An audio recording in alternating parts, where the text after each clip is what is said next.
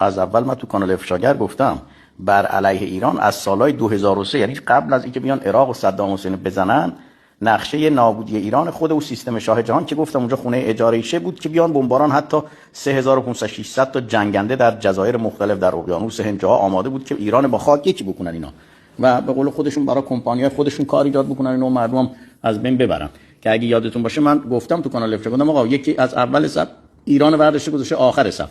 الانم که بنده دارم این هشدار حقیقته، اینها زمینه رو در جهان جوری چیز کردن که الان همه دشمن ایرانن. شما در منطقه چه کسی الان از ملت‌های عرب مثلا شما 24 کشور 25 کشور عربی، آسیای میانه، خود کشور ترکیه، هند، پاکستان، افغانستان، یعنی اینا هیچ کدوم با ایران چیزی نیستن. خب حالا ممکنه چیزی نگن ولی در باطن خیلی هم از خداشونه و خیلی هم دعا میکنن که بیان ایران بزنن خاگگی. این حقیقتا اینه دیگه، این حقیقته. و خیلی دیگه از کشورهای دیگه یا حتی کشورهایی که اسم اسلامی دارن.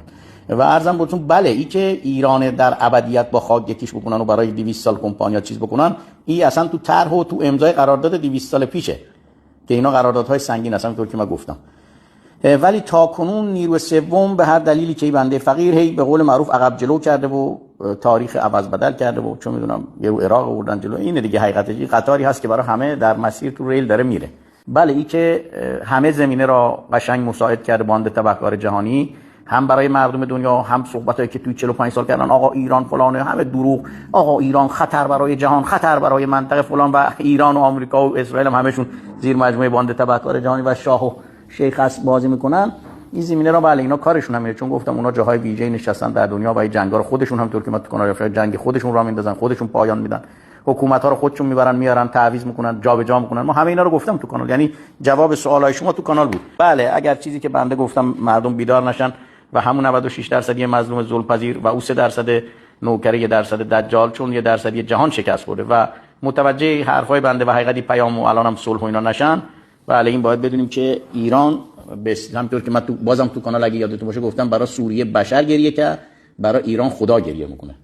چون بالاخره یه کسی هم اومد و کتابا مولیم تو ایران دادیم و بالاخره برای مملکتمون یه چیزی درخواستی زده بودیم از حضرت حق و به ما یه همچی اسناد و یه همچی اخبار این زمین را دادن و اومدیم که به اصطلاح بتونیم حالا خونه خودمونه، وطن خودمونه، مردم خودمونه نجات بدیم. اقواممونه که خود بنده به قول یارو یه جوری هم ترکم، یه جوری هم لورم، یه جوری هم همه چی قاطی.